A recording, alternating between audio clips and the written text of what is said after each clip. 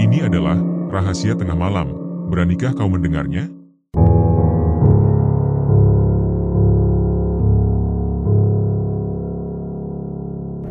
Sore itu, suamiku berpamitan dengan mengecup lembut pucuk kepalaku.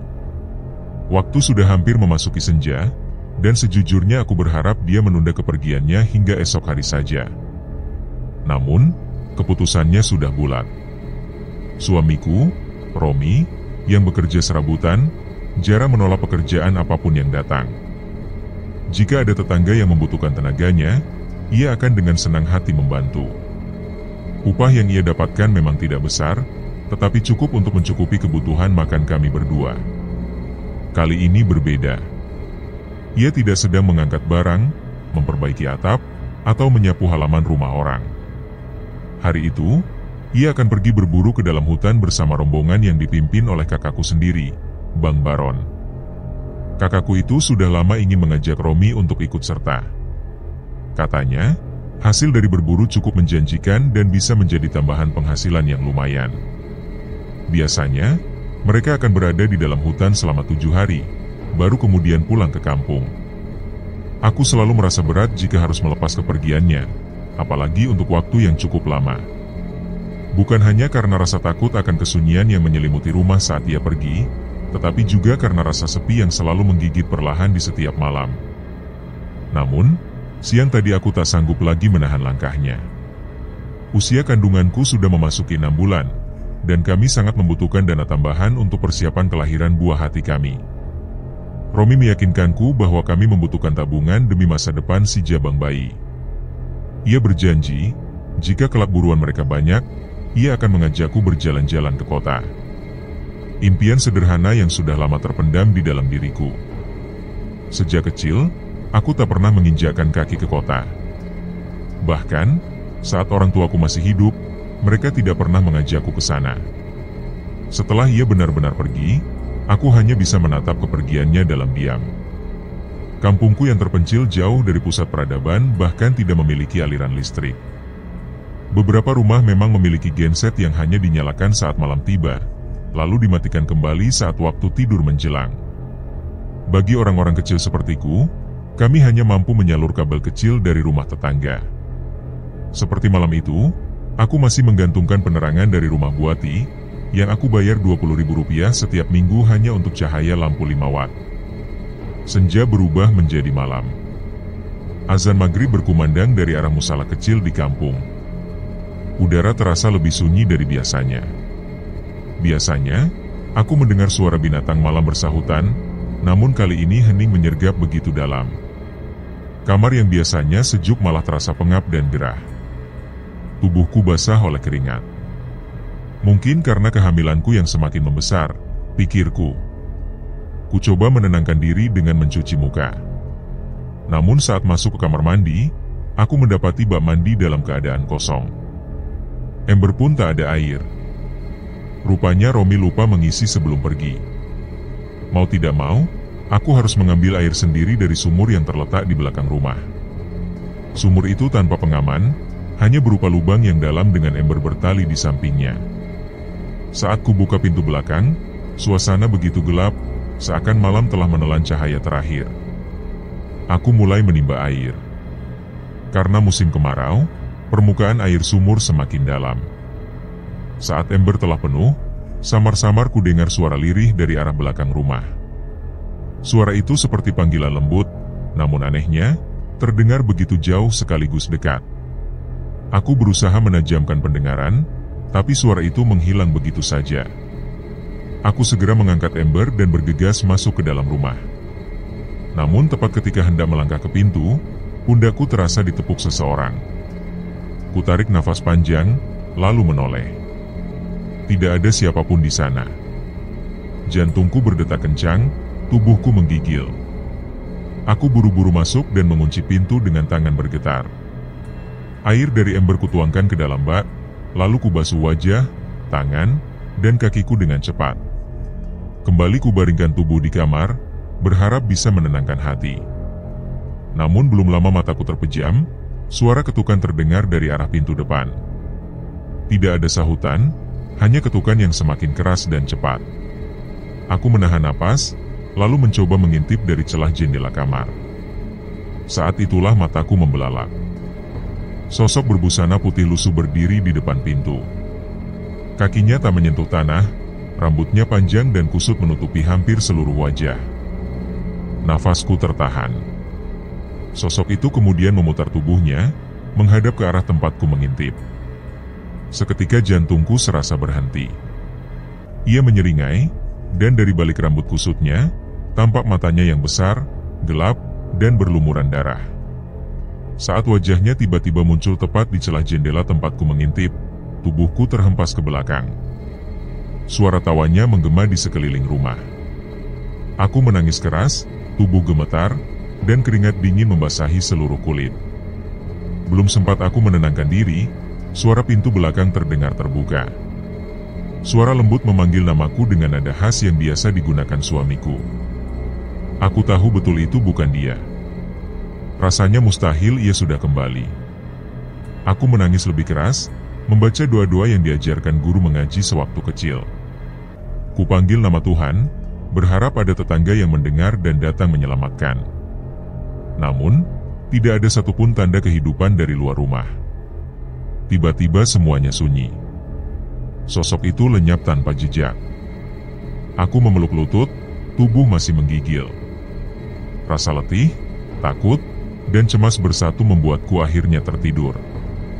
Dalam tidurku, suara sapu lidi terdengar menyapu halaman rumah. Aku terbangun dengan kaget.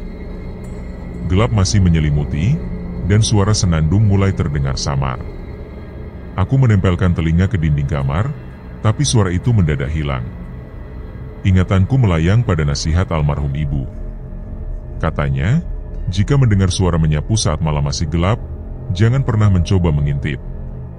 Terlebih lagi jika mendengar suara ketukan tanpa sahutan, jangan sekali-kali membuka pintu. Mengapa baru sekarang aku teringat akan pesan itu? Andai semalam aku mengingatnya, mungkin teror menakutkan itu tak terjadi. Suara sapu lidi kembali terdengar, kali ini disertai panggilan dengan suara yang sangat akrab. Suara itu terdengar seperti milik Mbah, panggilan akrabku kepada kakek yang sudah lama tiada. Jantungku berdebar, tubuhku kaku. Suara itu berkata bahwa rezekiku sudah diambilnya. Aku tahu benar itu bukan Mbah. Mereka sudah lama meninggal dalam kebakaran yang menghanguskan rumah megah mereka. Aku mencoba mengusir segala pikiran buruk, namun suara itu kembali memanggil. Lalu tawa nyaring memenuhi seluruh rumah. Aku terbangun dari tidurku dengan nafas tersengal, dadaku naik turun menahan ketegangan. Rupanya semua itu hanya mimpi. Namun ketukan di pintu depan kembali terdengar. Suara yang familiar memanggil namaku dan memperkenalkan diri sebagai Bu Ati. Karena tidak berpikir aneh-aneh, aku berjalan membuka pintu. Namun begitu pintu terbuka, hanya sunyi dan gelap yang menyambutku. Tidak ada siapapun di luar sana. Angin dingin berhembus, menyentuh wajahku dengan kasar. Seluruh bulu kuduku berdiri. Perlahan kututup kembali pintu dan menguncinya rapat-rapat, berharap malam segera berganti pagi. Dini hari yang seharusnya terasa dingin justru seolah menyengat panas. Jantungku berdebar hebat tanpa jeda, seakan ingin melompat dari dadaku sendiri.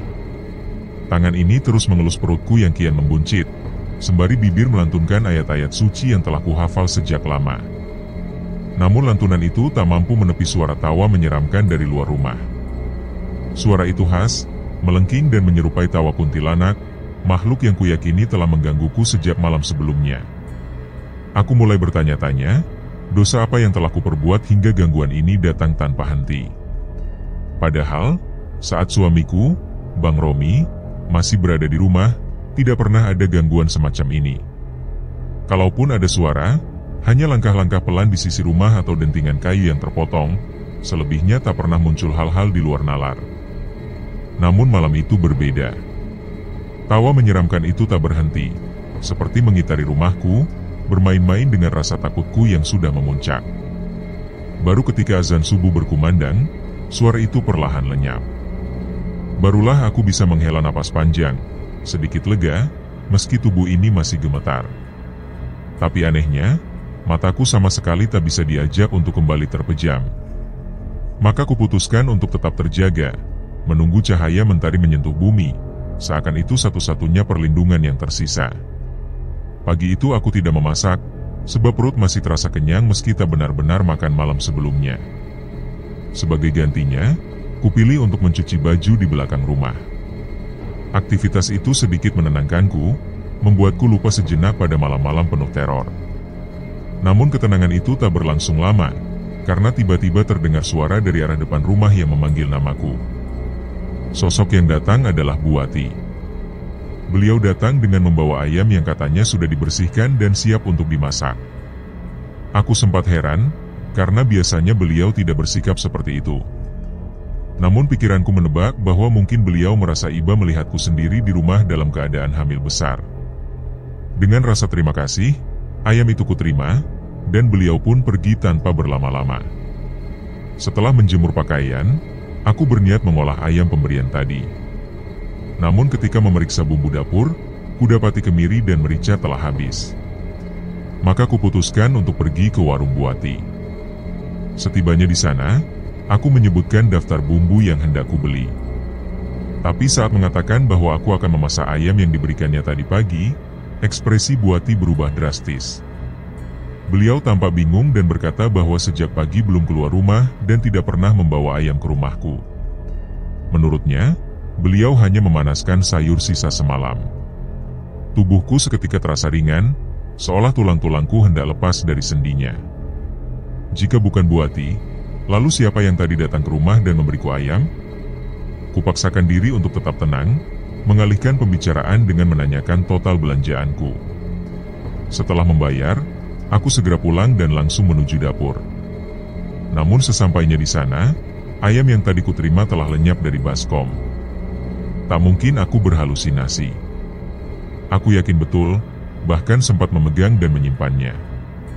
Dalam lamunan yang dipenuhi tanya dan ketakutan, kudengar suara dari arah kamar.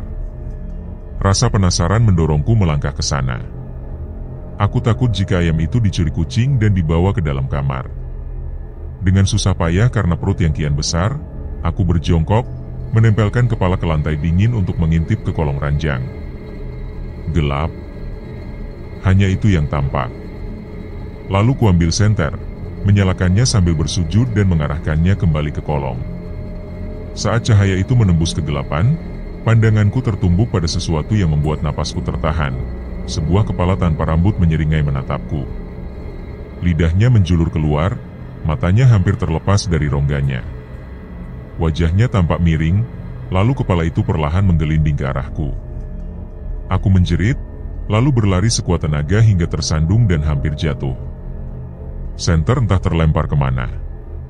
Tanpa pikir panjang, aku lari menuju warung Bu Wati. Dalam keadaan napas terengah dan tubuh gemetar, aku menghampirinya. Bu Wati yang kaget melihat keadaanku segera memberiku segelas air putih. Tangis yang sejak semalam kutahan pun akhirnya pecah. Aku menangis terseduh-seduh di hadapan Bu Wati dan beberapa tetangga yang mulai berdatangan, bertanya-tanya tentang keadaanku. Ketika mereka tahu bahwa aku menghabiskan malam sendirian karena Bang Romi pergi berburu bersama Bang Baron, raut wajah mereka berubah.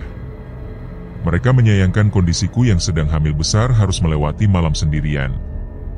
Bude Su menyarankan agar aku segera pergi ke rumah Kiai Zul agar didoakan, supaya tidak lagi diganggu makhluk halus. Sementara itu, Bu Wati pun mengajakku untuk makan di rumahnya. Para tetangga perlahan bubar, kembali melanjutkan aktivitas mereka masing-masing. Seketika, lamunanku buyar saat suara Bu Wati kembali memanggilku. Namun ketika ku cari sumber suara itu, tak ada seorang pun di sekitarku. Ku panggil namanya, namun tidak ada jawaban.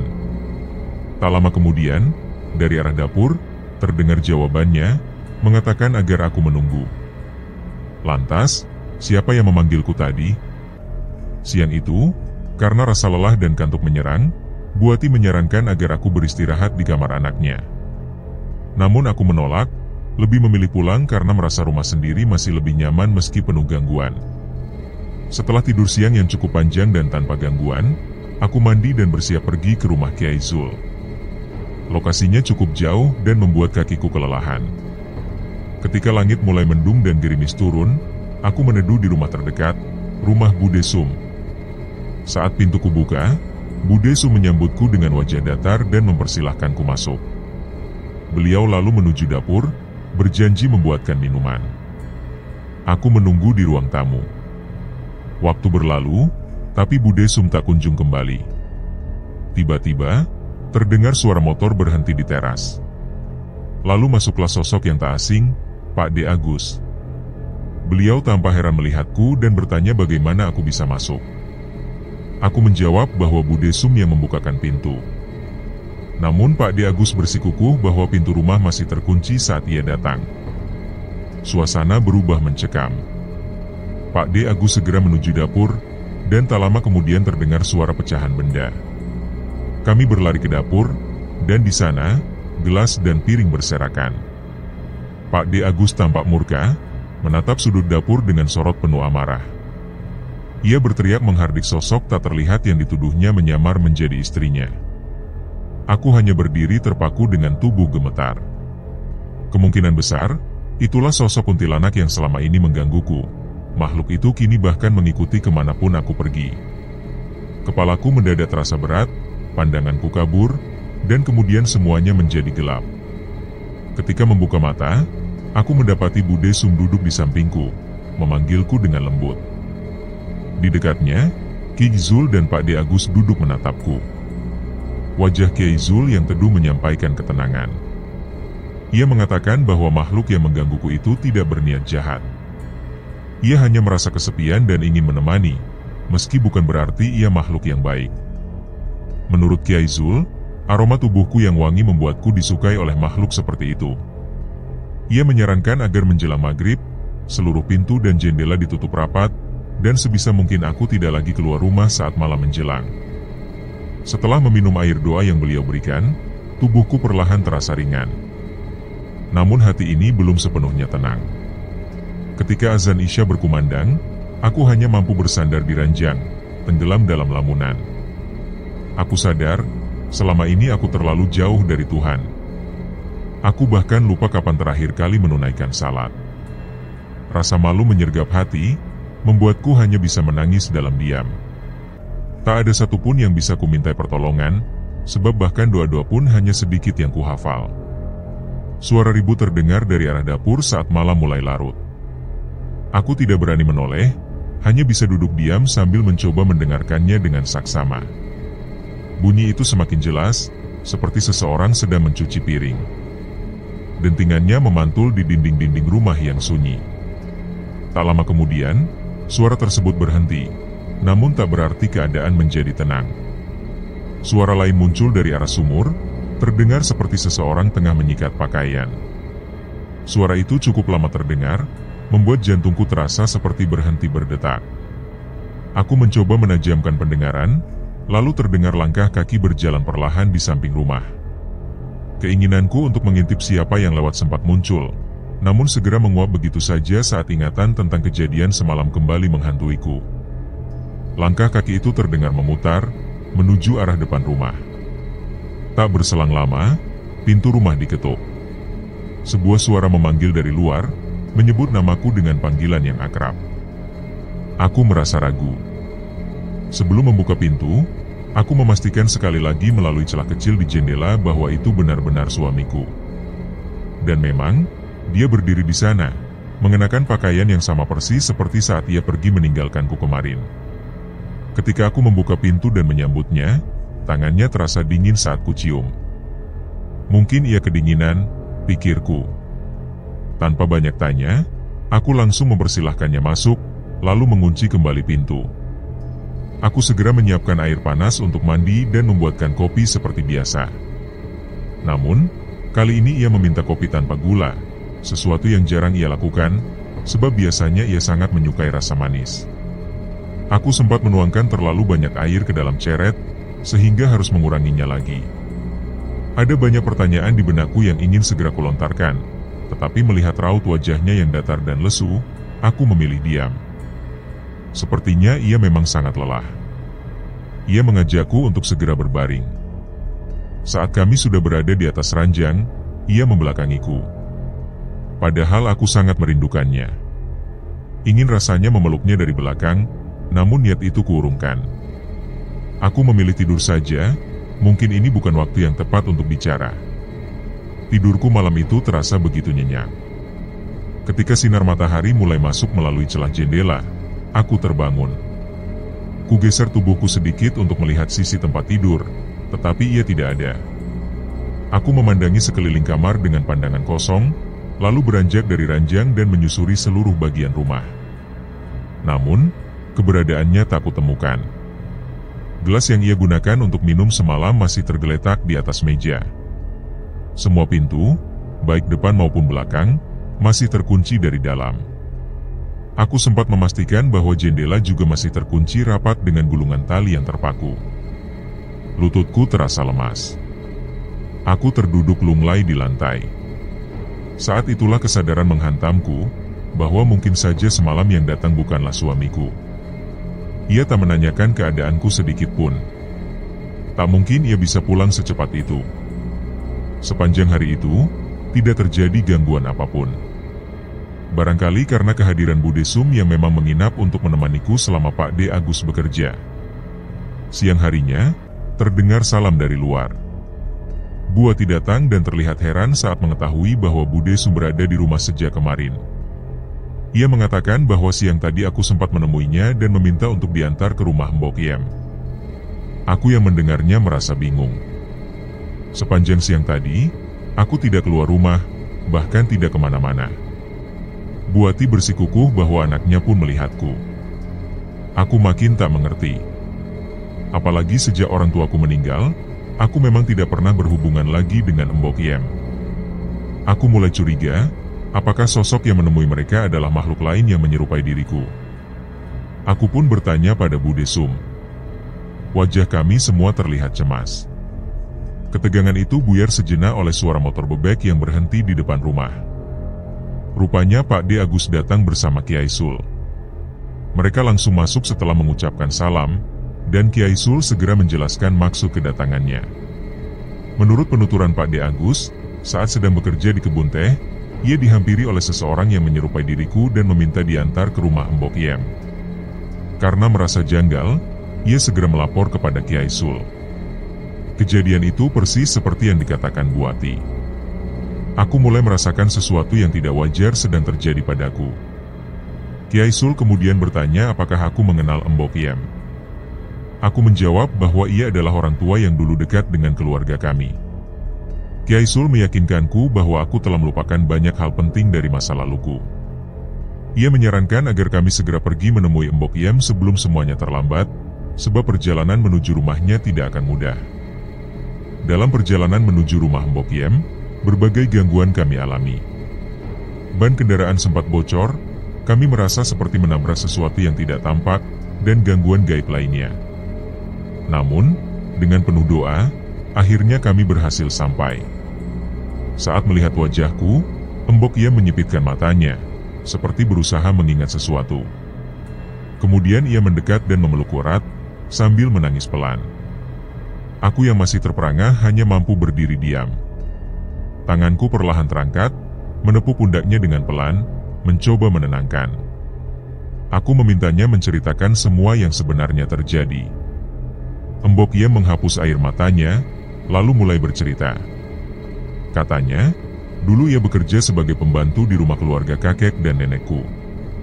Ia sudah ikut sejak mereka baru menikah dan menyaksikan sendiri bagaimana keharmonisan rumah tangga mereka.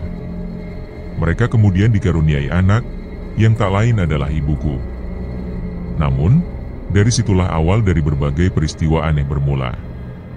Hujan deras disertai guntur malam itu menjadi latar saat sebuah peristiwa terjadi. Mbok Yem yang sedang mondar-mandir gelisah menunggu majikannya kembali, mendengar rintihan dari kamar. Di sana, ibuku, Julaiha, sedang dalam proses melahirkan.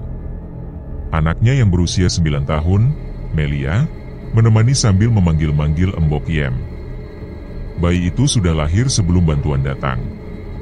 Mbok Yem, dengan pengetahuan seadanya, membersihkan bayi yang masih berlumuran darah. Belum sempat semuanya beres, suami Julaiha pulang dari pekerjaannya.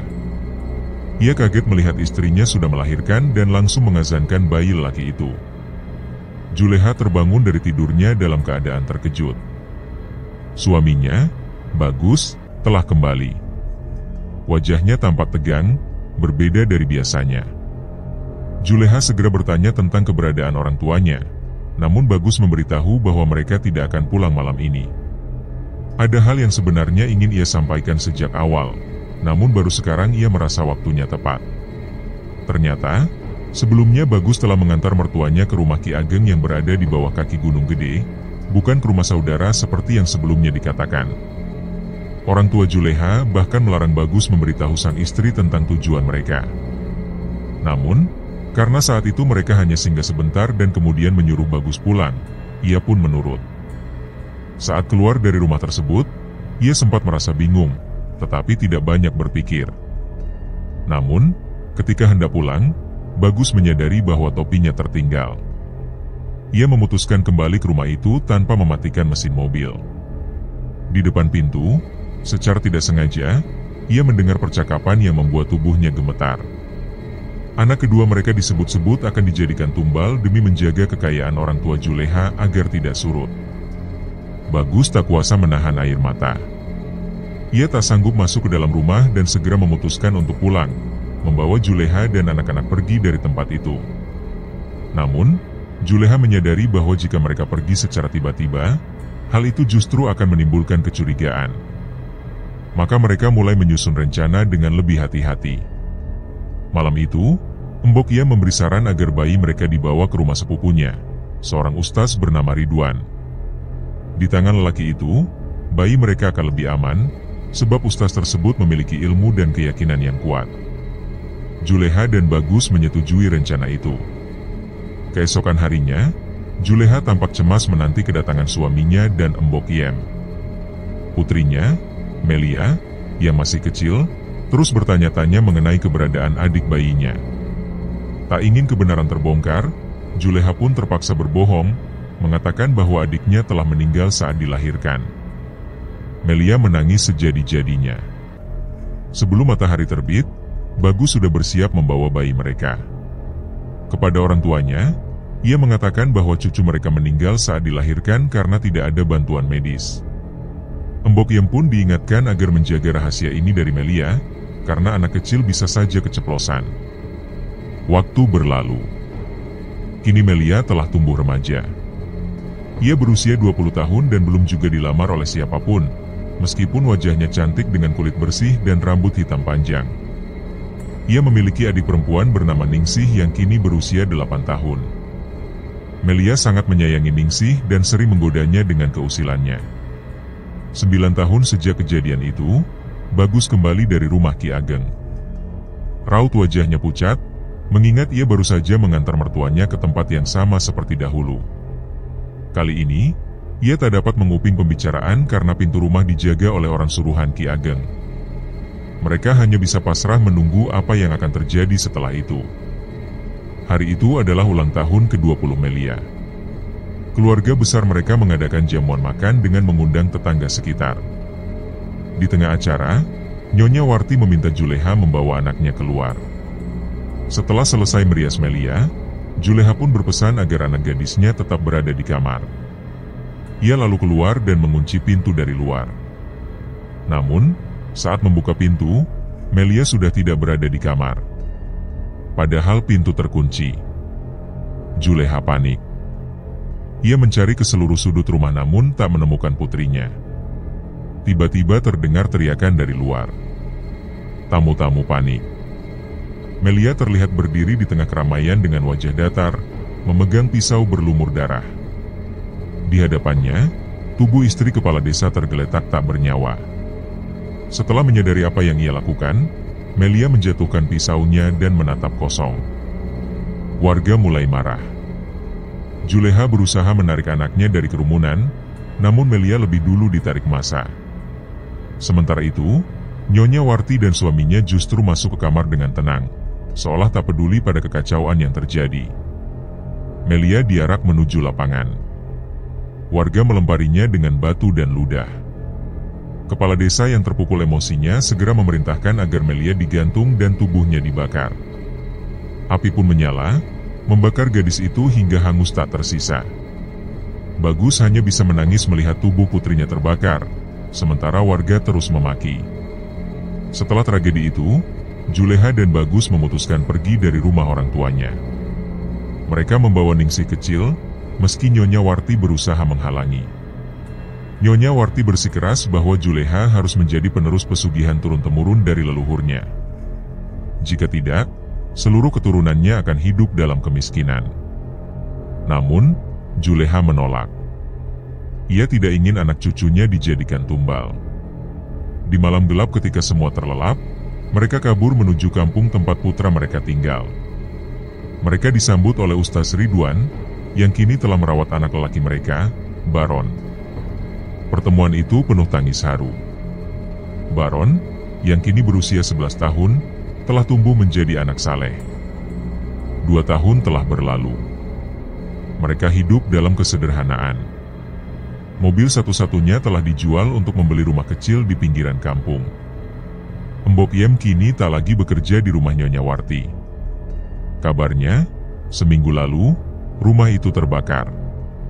Tak ditemukan jasad nenekku, Nyonya Warti. Hanya jasad kakekku yang tersisa. Diduga, jasad nenekku hangus bersama reruntuhan rumah. Baron kerap berkunjung ke rumah Juleha dan Bagus. Tak seorang pun tahu bahwa ia adalah anak kandung mereka. Namun waktu membawa kebenaran. Saat Baron mengetahui identitas aslinya, ia tidak marah. Justru ia bersyukur masih hidup dan bisa tumbuh dengan baik bersama Ustaz Ridwan. Setelah Juleha dan Bagus meninggal karena sakit-sakitan, Baron merawat Ningsih, yang menganggapnya sebagai satu-satunya keluarga. Namun, Ningsih belum tahu bahwa Baron adalah abang kandungnya. Ia juga telah melupakan sosok Melia karena trauma berat yang membuat sebagian ingatannya hilang. Aku masih tak percaya bagaimana mungkin aku melupakan semua hal tentang keluargaku, terutama tentang Mbak Melia, seseorang yang pernah sangat aku cintai. Penyesalan itu kini menyergapku sepenuhnya. Seharusnya aku bisa mengenalinya, seharusnya aku sadar saat ia menunjukkan jalan kepada kami. Tapi semuanya telah terlambat. Aku menangis dalam hati, tak mampu menahan perasaan bersalah yang membuncah. Kiai akhirnya membuka tabir yang sempat menghalangi pandanganku. Ia mengatakan bahwa arwah yang selama ini menggangguku, ternyata adalah Mbak Melia. Ia baru bisa muncul setelah rumah peninggalan Mbah dijadikan tempat singgah Ningsih. Arwahnya terperangkap di rumah itu, tersegel oleh dinding gaib yang tak bisa ia lewati. Namun segel itu telah terbuka, dilepaskan oleh sesuatu yang lebih mengerikan, makhluk jahat yang haus akan tumbal. Makhluk itu yang membebaskan arwah Melia, dan kini mengincar bayiku. Jantungku seperti berhenti berdetak saat mendengar kebenaran itu. Tak habis pikir bagaimana bisa seseorang menginginkan bayiku untuk dijadikan tumbal. Pikiranku langsung tertuju pada satu nama, Mbah Warti. Apakah mungkin ia masih hidup? Ataukah ini hanya bisikan ketakutan yang menguasai logikaku? Kiai menjelaskan bahwa Mbah Warti berada dalam keadaan ganjil, tidak hidup, namun juga belum sepenuhnya mati. Kebakaran yang dulu menimpa rumahnya rupanya tak mampu membinasakan jiwanya. Ilmu hitam yang ia miliki bukanlah sekadar pesugihan, tapi juga menyentuh ambisi akan keabadian. Sejak kejadian itu, wujudnya tak bisa dilihat oleh siapapun, meski ia tetap ada. Jika ia benar-benar mati, maka akulah yang harus menjadi penerusnya. Aku merasa ngeri. Semua ini terlalu berat untuk kupikul. Hari itu, aku masih harus bertahan sendirian di rumah selama 2 malam lagi sebelum Bang Romi pulang. Bude Sum dan Pak De Agus yang selama ini menemaniku, sudah terlalu lelah dan tak enak rasanya jika mereka harus tinggal lebih lama di rumah yang hanya memberi rasa cemas. Lagi pula, jika Mbak Melia benar-benar kembali, aku sudah tidak takut lagi. Namun ketenangan itu tak bertahan lama. Suara panci jatuh dari arah dapur membuatku bergegas ke sana. Benar saja, panci berisi sayur buatan Bude kemarin pecah berserakan di lantai. Aku yakin sudah meletakkannya dengan aman di tengah meja. Tak lama, suara ranjang digebrak terdengar dari kamar. Aku berlari masuk, khawatir jika ada binatang liar masuk. Tapi tak kutemukan apa-apa. Ketika ingin memeriksa kolong ranjang, aku teringat akan hantu kepala yang dulu pernah muncul, dan aku mengurungkan niatku. Kupaksa diriku untuk tetap menjalani rutinitas seperti biasa, membersihkan dapur, mencuci tangan, menyiapkan makan siang. Aku tak ingin pikiran ini mengembara terlalu jauh. Aku tak boleh panik, apalagi mengingat bahwa bayiku adalah yang paling rentan. Malam menjelang, dan rasa takut kembali datang menghantuiku. Suara aneh terdengar memecah kesunyian, seperti gema yang melingkupi seluruh ruangan. Suara itu milik Mbah Uti. Ketakutan menggerogoti tubuhku, namun aku mencoba bertahan. Aku tak ingin menyerah pada rasa takut. Mbah berbicara padaku, menyebut-nyebut tentang bayiku, seolah memintanya untuk dirinya. Aku menolak, hatiku memberontak. Aku tahu apa yang aku hadapi bukan lagi sekadar arwah penasaran, tapi iblis berkedok manusia. Untuk pertama kalinya, aku melawan figur tua itu, dan aku tidak takut lagi. Aku tahu, kebenaran ada di pihakku. Tiba-tiba wujudnya muncul, begitu nyata dan mengerikan. Wajahnya hitam, giginya membusuk, dan bau busuk menyengat masuk ke hidungku. Aku ingin menjerit, tapi suaraku hilang. Tubuhku membeku, dadaku sesak, pandanganku mulai kabur, dan akhirnya tubuhku ambruk di atas ranjang. Kesadaran perlahan meninggalkanku. Sayup-sayup, aku mendengar napas berat di telingaku. Saat aku membuka mata, seseorang duduk di sisiku. Aku mengira itu Bang Romi. Hatiku sejenak merasa tenang, namun wajah itu bukan milik suamiku. Ia terlalu datar, terlalu tenang. Lalu aku sadar, ia adalah sosok jin yang dulu pernah dikirim oleh Ustadz Ridwan untuk menjagaku. Aku merasa berterima kasih, namun juga bingung. Aku memintanya agar tak lagi menampakkan diri dengan wujud suamiku, karena bisa saja aku salah paham. Sosok itu mengangguk perlahan, lalu memberi pesan terakhir, agar aku tidak mudah percaya pada siapapun. Setelah itu, tubuhnya lenyap dalam hembusan angin malam. Namun suaranya masih terngiang, mengejek bahwa walaupun kuntilanak itu telah mati, kebodohan manusia tetap akan menjadi kelemahan mereka.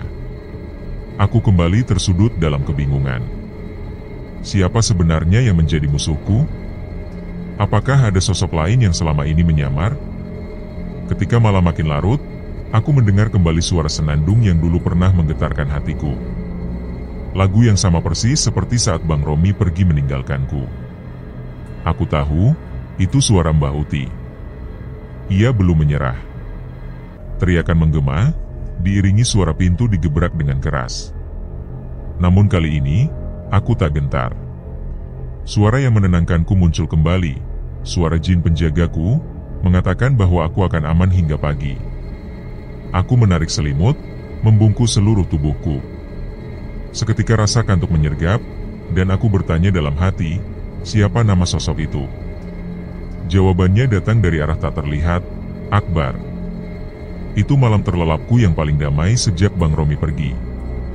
Pagi harinya, suara seseorang dari balik pintu membuatku terjaga. Ucapannya sopan dan lembut.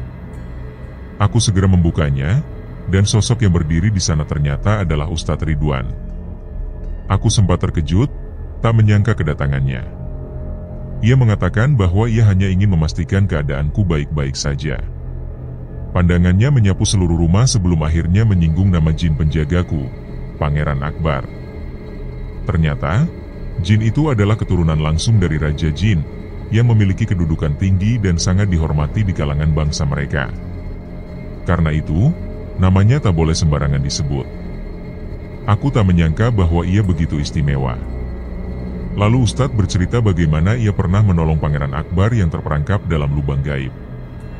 Sayangnya, salah satu temannya harus meregang nyawa saat proses penyelamatan itu. Teman itu bernama Kiai Zulkifli. Hatiku kembali tersentak. Bagaimana mungkin Kiai Zulkifli telah meninggal dunia, sementara selama ini ia yang membantuku, bahkan mengantarku ke rumah Mbok Iem. Aku menjelaskan semua itu pada Ustadz. Ia tampak terkejut.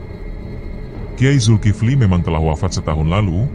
Jasadnya langsung dibawa ke kota oleh anaknya dan dimakamkan di sana, sehingga warga kampung tak banyak yang tahu. Kini pertanyaan besarnya, siapa sosok yang selama ini bersamaku? Ustadz Ridwan menjawab dengan nada tenang. Pangeran Akbar telah datang ke dalam mimpinya, memperingatkannya tentang hal itu. Dan kedatangannya hari ini bukan kebetulan, tapi bagian dari takdir yang harus kami ungkap bersama. Tiba-tiba saja, tanpa alasan yang jelas, kepalaku terasa nyeri seperti ditusuk-tusuk dari dalam. Pandanganku berubah buram dan segalanya tampak miring. Tubuhku tak mampu bertahan lebih lama, lalu aku pun ambruk. Saat kesadaranku perlahan kembali, aku mendapati diriku terbangun di sebuah ruangan yang sunyi. Tak ada satupun orang di sekelilingku. Aku bertanya-tanya dalam hati, kemana semua orang pergi? Ketika mengalihkan pandanganku keluar, yang kulihat hanyalah kegelapan pekat. Namun anehnya, cahaya terang menyinari seluruh sudut rumah.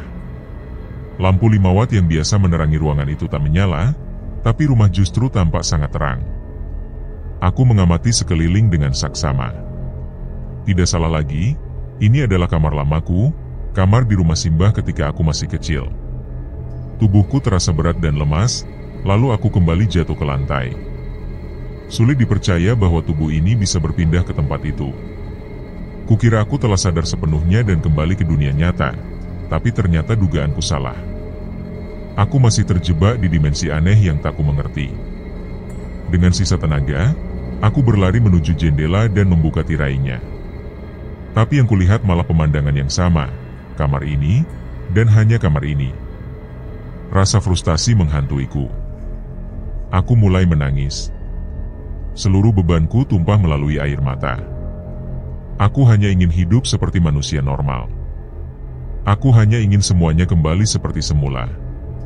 Air mata terus mengalir tanpa henti, membasahi wajah dan kedua tanganku. Mataku pun terasa perih karena terlalu lama menangis.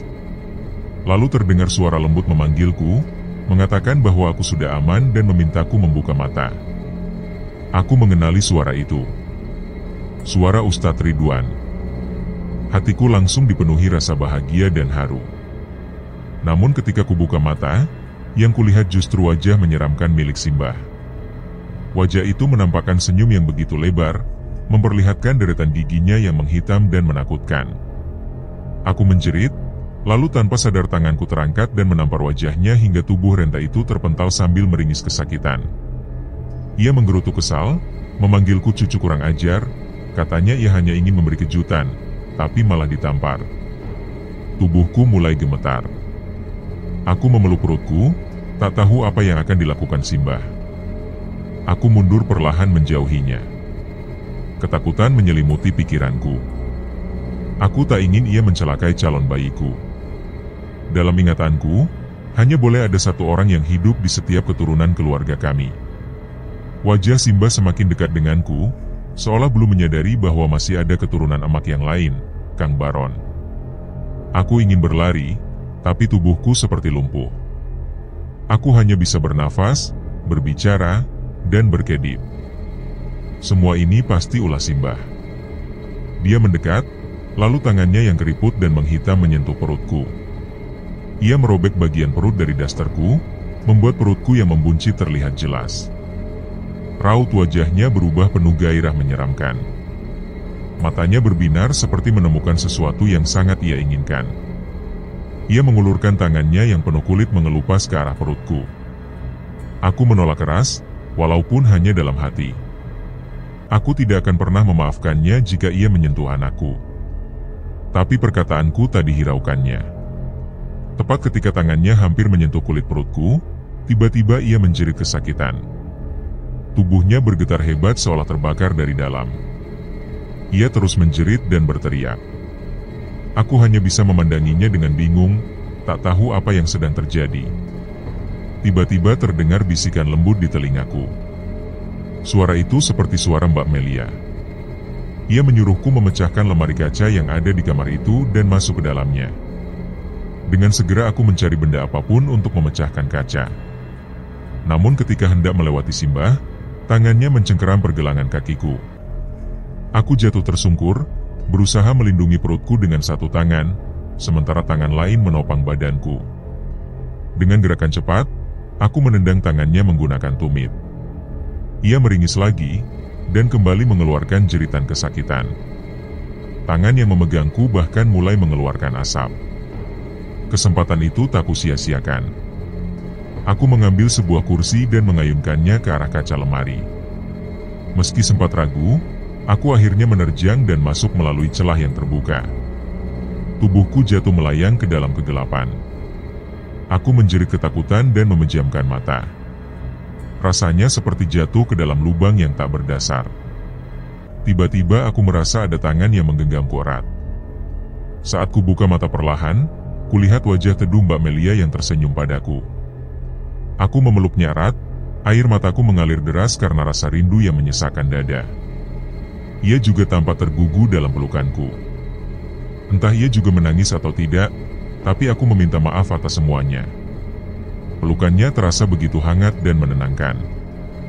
Ketika ku buka mata kembali, aku mendapati diriku berbaring di tempat tidur. Ternyata semua itu hanyalah mimpi. Bude Su memberiku segelas air. Aku langsung meneguknya hingga habis. Ia bertanya tentang keadaanku, dan Ustadz Ridwan menjelaskan bahwa rohku sempat hilang dari jangkauan. Aku menjelaskan bahwa aku dibawa ke rumah lama oleh Simbah, dan untungnya Mbak Melia datang menolong. Kami kemudian memutuskan untuk pergi ke rumah Kiai Zul. Aku merasa ada sesuatu yang aneh dengan beliau. Halaman rumahnya tak terawat, rumput liar tumbuh tinggi, berbeda jauh dari biasanya ketika Kiai Zul masih ada di sana. Hati kecilku mengatakan bahwa orang yang tinggal di sana bukanlah Kiai Zul yang asli. Ketika kami sampai, suara dari dalam rumah menyambut salam kami. Tak lama kemudian, seorang pria keluar dan mempersilakan kami duduk. Namun, saat ia bertanya siapa Ustadz Ridwan, aku langsung tahu, itu bukan Kiai Zul. Bagaimana mungkin ia tak mengenali sesama pengajar di pesantren? Ustadz Ridwan memperkenalkan diri dan menyampaikan maksud kedatangannya. Sementara itu, aku mencari cara untuk masuk ke dalam rumah. Dengan berpura-pura ingin ke toilet, aku pun masuk. Tapi saat berjalan, ku gendong tangan Buati, atau aku kira begitu. Ketika ku toleh, ternyata yang ku gendong adalah sosok menyeramkan berkulit pucat dengan lidah panjang menjulur hingga ke lantai. Aku terkejut hingga terjatuh ke belakang. Lidah makhluk itu melilit kakiku seperti ular. Aku berteriak sekencang mungkin, memohon pertolongan. Makhluk itu mendekatkan wajahnya ke wajahku, mengendus seolah hendak menyantapku. Suara benda jatuh dari atap membuatku menoleh. Ternyata Simbah muncul kembali dengan rupa yang lebih mengerikan. Aku gemetar hebat, tangis dan jeritan keluar bersamaan. Lilitan lidah makhluk itu semakin kuat, menyakitkan tubuhku. Aku terus berdoa dalam hati agar anakku tetap selamat. Simbah mengerang, suaranya parau dan menggema hingga membuat bulu kuduku berdiri. Aku tak tahu pasti apakah ia sedang marah atau kesakitan, namun yang kulihat berikutnya adalah tubuhnya melesat, menyerang makhluk itu secara membabi buta. Pertarungan mereka begitu sengit, keduanya tampak seperti dua binatang buas yang saling mencakar demi satu mangsa, diriku. Tubuhku terombang-ambing akibat pertarungan itu. Makhluk yang tidak kukenal sebelumnya justru tampak melindungiku, mencoba menghalangi Simbah yang jelas ingin merebut tubuhku. Mereka saling menyerang tanpa ampun. Dalam kekacauan itu, tubuhku terbanting keras ke lemari. Kepalaku terbentur sudut tajam, dan seketika penglihatanku menjadi kabur. Aku tak mampu melawan rasa sakit yang merambat cepat, lalu gelap menguasai segalanya. Aku tak tahu berapa lama aku tak sadarkan diri, namun samar-samar terdengar suara yang memanggil namaku, penuh cemas. Perlahan, aku membuka mata. Ternyata tubuhku tergeletak lemas di lantai. Di depanku berdiri Ustadz Ridwan dan Akbar. Mereka berdiri menghadang Simbah dan makhluk itu, menjaga agar aku tidak diserang lebih jauh. Pertarungan rupanya belum usai. Mereka semua mempertaruhkan nyawa demi menyelamatkanku. Saat pikiranku berusaha mencerna semua yang kulihat, aku merasakan sesuatu yang sangat menyakitkan menembus punggungku. Sebuah benda tajam entah dari mana datangnya telah menikamku. Rasa panas menyebar ke seluruh tubuhku. Nafasku tercekat. Tubuhku yang sudah tak kuat kini benar-benar lumpuh. Perlahan mataku tertutup, tenggelam dalam gelap yang seolah tak berujung. Ketika aku kembali membuka mata, aku sudah berada di sebuah ruangan serba putih. Sunyi. Tangan kiriku dipasangi infus. Aku langsung menyimpulkan bahwa ini pasti rumah sakit. Tapi siapa yang membawaku ke sini? Kenangan menyeruak begitu saja. Pertarungan itu, rasa sakit, dan bayiku. Seketika tanganku bergerak meraba perut yang kini terasa rata. Kepanikan menguasai pikiranku. Aku duduk terburu-buru walau rasa nyeri menyayat perutku. Di mana bayiku? Apa yang terjadi padanya? Tangisku pecah, tubuhku bergetar hebat karena ketakutan. Seorang dokter wanita masuk ke kamar, mencoba menenangkanku. Tapi aku hanya bisa menangis dan mengulang pertanyaan yang sama. Di mana bayiku? Setelah diberi obat oleh perawat, emosiku mulai mereda. Tak lama kemudian, dua orang memasuki kamar. Wajah mereka tak asing, Ustadz Ridwan dan Bang Baron. Kehadiran Bang Baron memberiku secercah harapan. Jika ia ada di sini, berarti suamiku juga mungkin telah kembali. Tapi, mengapa dia tidak menemuiku? Pertanyaanku terjawab melalui raut sedih di wajah Bang Baron. Aku langsung tahu ada yang tidak beres. Saat dia menguatkan genggamannya di kedua pundakku, kalimatnya membuat waktu seakan berhenti. Suamiku, Romi, sosok yang pernah berjanji akan mengajakku jalan-jalan ke kota, lelaki yang selalu berkata ingin membangun masa depan bersamaku, telah ditemukan gantung diri di rumah. Hatiku terasa seolah diremukan dari dalam. Aku tak percaya, tak sanggup menerima kenyataan itu. Apa yang menyebabkan dia memilih jalan seterjal itu? Bukankah kami masih punya harapan? Ustadz Ridwan mencoba menenangkanku. Ia menceritakan kejadian yang terjadi setelah kami ke rumah Kizul.